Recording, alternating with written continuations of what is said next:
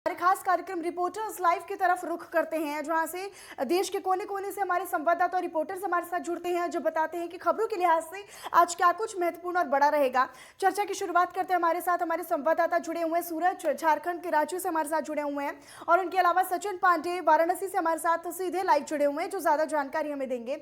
लेकिन सूरज, सबसे पहले अगर हम वाराणसी की बात करें तो यहाँ पर सचिन, अगर वाराणसी की बात करें तो आज वाराणसी के लिए बेहद ही खास दिन रहेगा, क्योंकि आज सुनवाई होनी है। और अगर हम बात करें ज्ञानवापी मस्जिद सर्वे के मामले में, तो अभी क्या कुछ ताजा जानकारी और अपडेट आपके पास, किस तरह की तस्वीरें देखने को मिल रही है सचिन?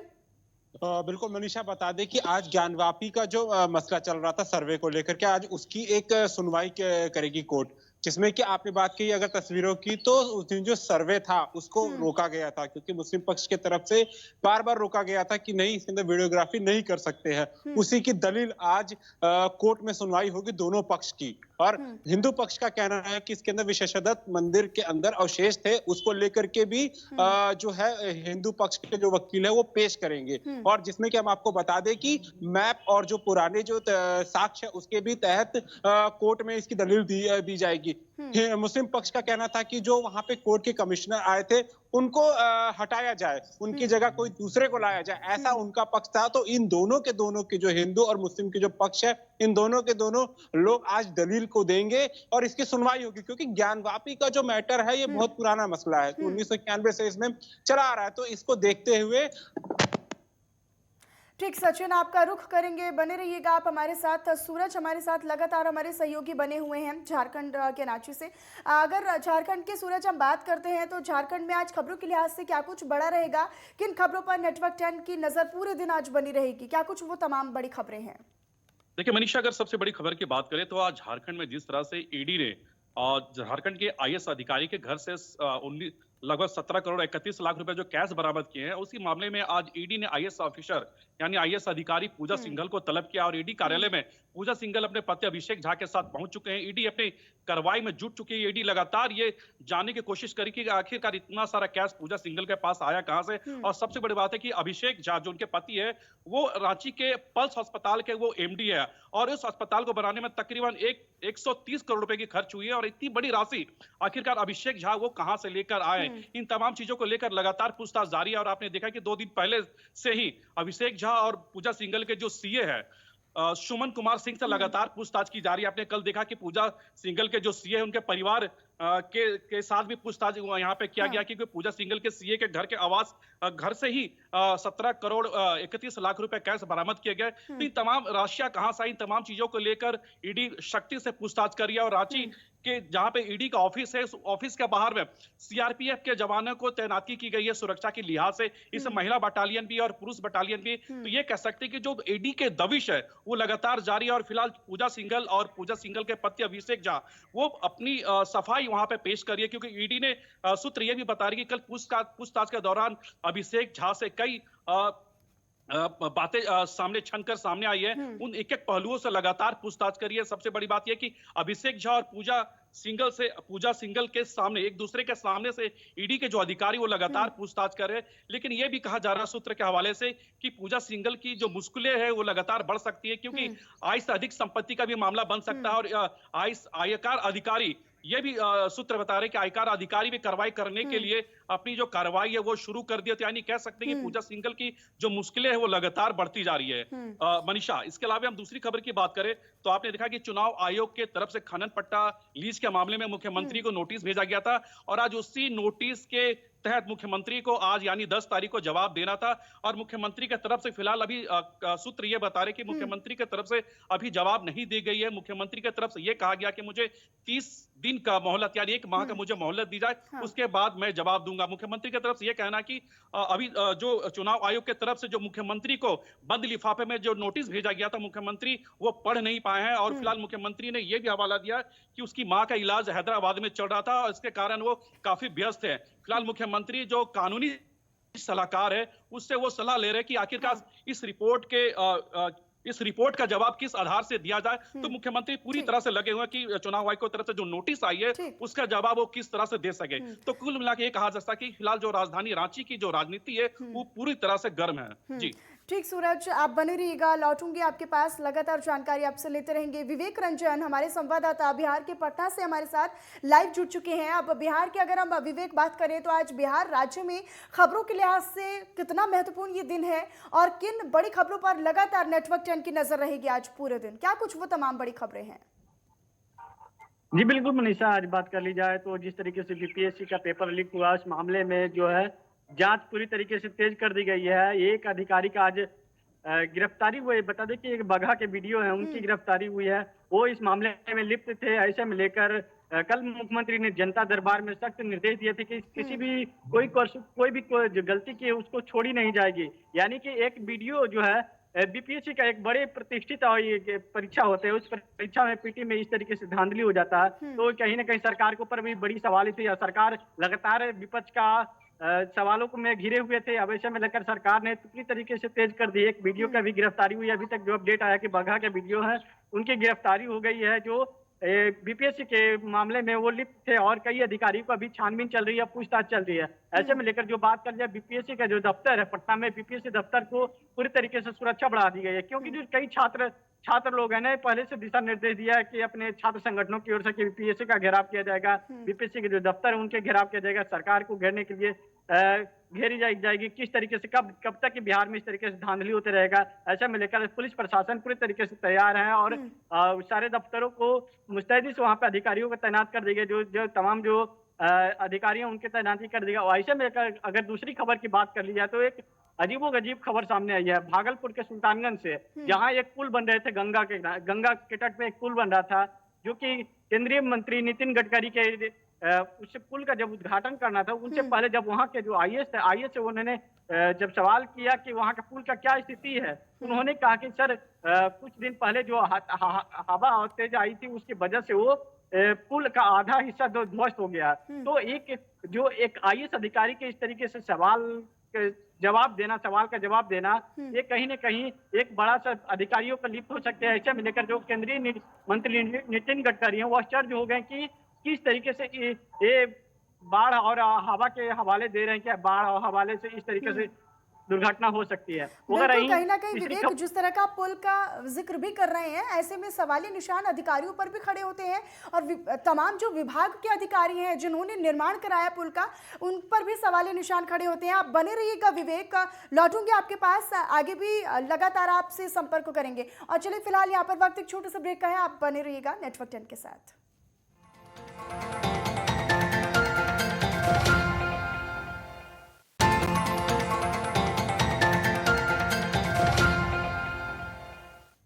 चलिए ब्रेक के बाद एक बार फिर से आप सभी का स्वागत है। तो लगातार हमारा खास कार्यक्रम रिपोर्टर्स लाइव लगातार जारी है और इसी क्रम में आगे भी हमारे संवाददाता हमारे साथ जुड़ चुके हैं। जम्मू कश्मीर की अगर बात करें तो यहाँ से हमारे संवाददाता अजहर हुसैन हमारे साथ लाइव जुड़ चुके हैं।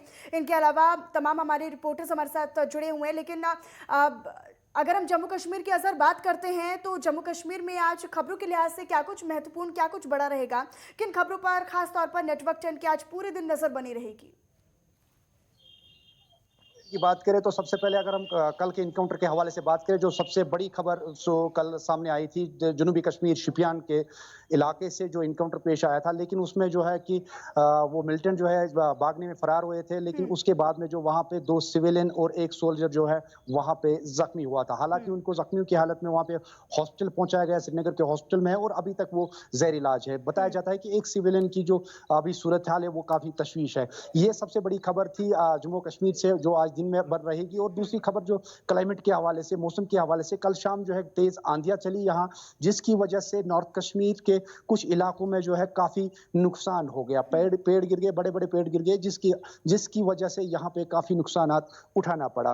तो ये सबसे बड़ी खबर है। लेकिन आज दिन के हवाले से अगर मौसम के हवाले से बात करें, आज दिन भर जो है मौसम खुला रहा और इस हवाले से जो है ये सबसे बड़ी खबर थी। और तीसरी खबर की अगर हम बात करें वो यहाँ पे सेहत आमा की बात करेंगे तो डिस्ट्रिक्ट हॉस्पिटल का जो कुलगाम की अगर हम बात करें तो डिस्ट्रिक्ट हॉस्पिटल कुलगाम में भी जो है इस हवाले से खबर सामने आ रही है कि यहाँ पे मेडिकल सुपरिटेंडेंट अभी तक जो है तैनात नहीं हुआ है। हालांकि कुछ दिन पहले, कुछ हफ्ते पहले मेडिकल सुपरिटेंडेंट को अटैच किया गया था डायरेक्टरेट ऑफिस, लेकिन अभी तक ये है हेडलेस के बगैर है, जिसकी वजह से यहाँ पे पेशेंटों को काफी दिक्कतों का सामना करना पड़ता है। डॉक्टरों की मनमानियां और मेडिकल शॉप्स की मनमानियों की वजह से यहाँ पे तीमारदारों को काफी दिक्कतों का सामना करना पड़ता है। जी मनीषा।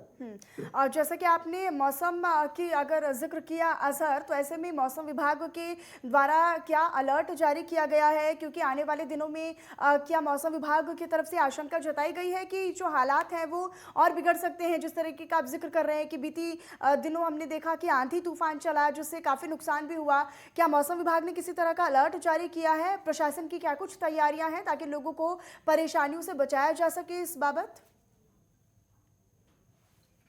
की बात की, कल शाम जो तूफानी हवाएं चली थी, तो उसके बाद में जो है 3 नॉन लोकल जो है इसके जद में आ गए और वो वहां पे ही जो है दम तोड़ बैठे। इस हवाले से जो है कल के तूफान, जो हवाई तूफान चला, उस लिहाज से जो है 3 की जो है मौत वाक़ा पेश आई है। लेकिन मौसम विभाग का मानना है कि ये कुछ दिन तक रहेगा, क्योंकि दिन में जो है, अगर आप अभी की बात करें तो अभी धूप जो है खुली रहती है, लेकिन शाम के टाइम अचानक से बादल और हवाओं का सिलसिला शुरू हो जाता है। ये कभी नॉर्थ और कभी साउथ और कभी सेंटर में ये स्टार्ट होता है, जिसकी वजह से माली और जानी का जो नुकसान है उसका लाभ होता है। हालांकि वेदर डिपार्टमेंट की तरफ से ये पहली एडवाइजरी जारी की गई है कि कोई भी जो है आसपास जो है हैवी बिल्डिंग के सामने ना रहे, कहीं पे जो है हैवी दरख्त जो जहां पे भी है उसके सामने ना रहे, और ड्राइविंग से, खासकर जो शाम के टाइम ड्राइविंग से परहेज करे। जो ही मौसम बिगड़ता है तो कहीं ना कहीं जो है लोग भी इसमें जो है सतर्क नजर आ रहे हैं। जी ठीक है सर, आप बने रहिएगा, लौटूंगी आपके पास। हमारे संवाददाता सूरज लगातार हमारे साथ रांची से बने हुए हैं। सूरज, और क्या कुछ खबरें रहेंगी जिन पर विशेष तौर पर आज हमारी नज़र बनी रहेगी?